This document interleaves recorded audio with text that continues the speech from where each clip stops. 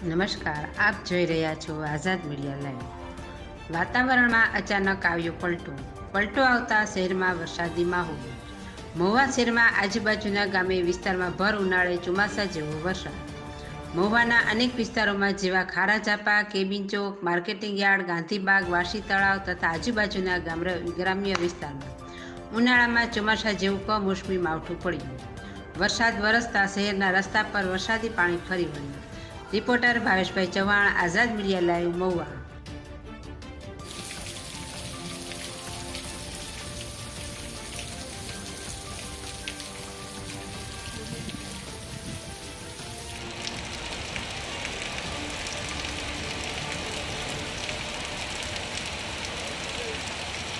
આવ્યો